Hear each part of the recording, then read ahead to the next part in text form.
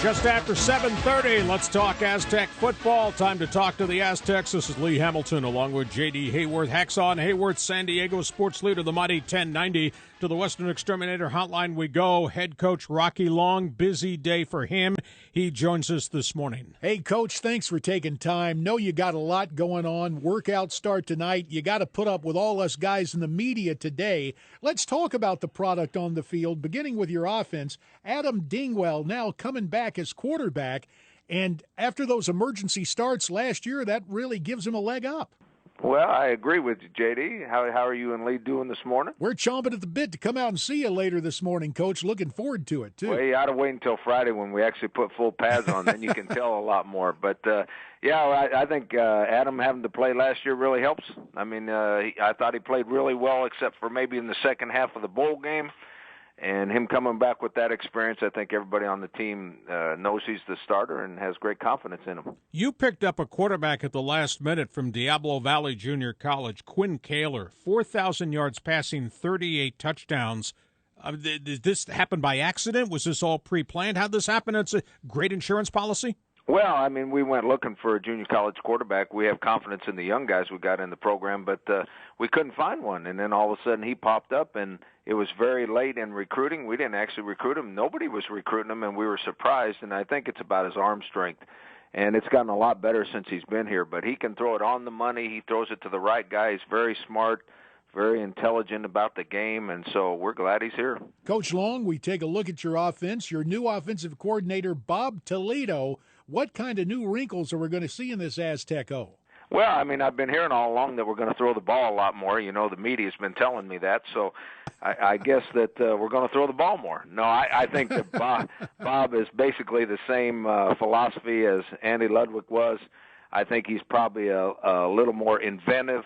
He loves trick plays. He'll have 2 or 3 trick plays for every game, and as I tell people, he'll run a trick play in every single game, and if it works, you're going to see 2 or 3 of them. And if it doesn't work, you probably won't see one for another week or so. But I think he spreads it out a little bit more. He likes to throw it around a little bit more, take a few more chances. So it'll drive me crazy, but it ought to be more fun to watch for the fans. Talk to the Aztecs. Rocky Long with us, San Diego sports leader, the mighty 1090. The camp opening 5 o'clock tonight, and of course, contact workouts beginning end of the week.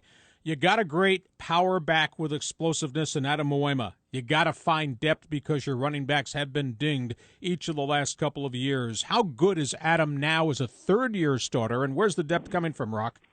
Well, we're worried a little bit about the depth. We have a lot of guys back there that haven't proven that they're ready to go yet, so that's what camp's all about, a little competition. But Adam Moema, I think, is the best running back in our league and probably one of the top 5 running backs in the country. And I don't think he can carry the ball 40 times a game, but we sure think he can carry it 20 or 25 times a game. So we have to find someone that's willing to carry it another 10 or 15 and get us some production to try to keep the pressure off the quarterback having to complete a whole bunch of passes. But we're glad Moema's here right now. Coach, you mentioned those trick plays, and in my mind's eye, I'm seeing the offensive lineman featured in some unique way.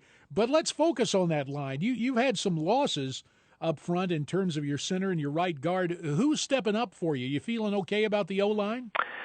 I think that's the biggest question mark on the offense. I think we have 4 quality offensive linemen that have all started, have some experience, big enough, strong enough. We need one more guy to step forward, whether it's a young guy playing center or a young guy playing tackle. Zach Dilley is the guy that we put in there in spring practice at center. And he did a great job, but we didn't have anybody step up at right tackle where Zach started all of last year. So we're going to have a competition at center, and we're going to have a competition at tackle, and then Zach Dilley will start wherever the next best guy is. Rocky Long with us. Talk to the Aztecs, San Diego sports leader, the mighty 1090. Rocky, your defensive front 7, athletic and furious. A lot of experience, as young as they were last year. Is this going to carry the defense? I sure hope so, because our biggest question mark on defense is cornerback since we lost our 2 starters, and we're going to have guys playing up there that haven't played very much. But if everybody remembers, last year we struggled early in the year because our defensive line was so young. We're not anymore, and we're not young at linebacker, and we got great depth at linebacker.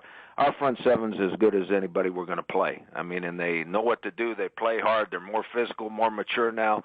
The only question mark we have on defense is our 2 corners. Hey, Coach, one question I have about the rules changes and this notion of an immediate ejection if a guy is leading with his head. Is that a gray area that concerns you? I mean, how are you guys trying to coach up your team about this leading with the head kind of thing to avoid an ejection?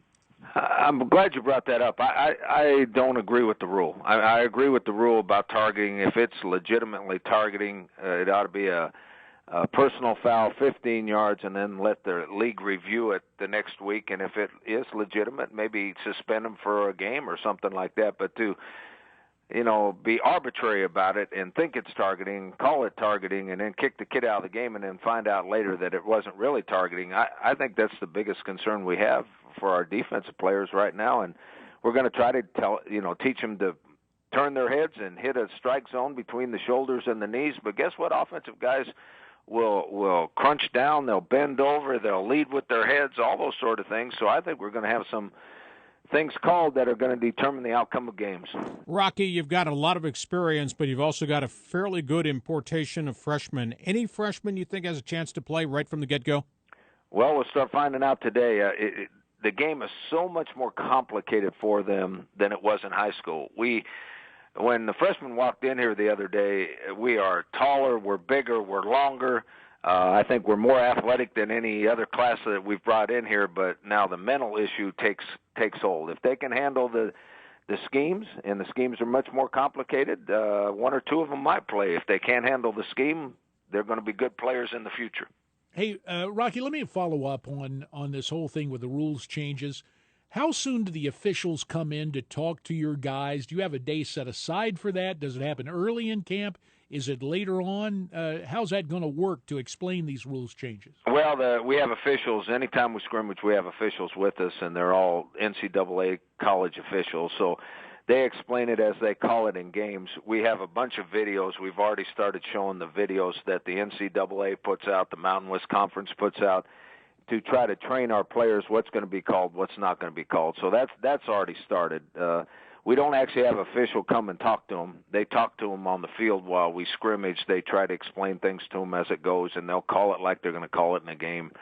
I think in 2 or 3 years it'll all be worked out that everybody will be comfortable with it. But I don't think there's a coach in the country comfortable with it this year because I think it's going to decide the outcome of games. Great stuff, Rocky. We look forward to having you with us every Friday and talk to the Aztecs on our show. Thanks again for being with us. We'll see you out there. All right, Lee, JD, thank you.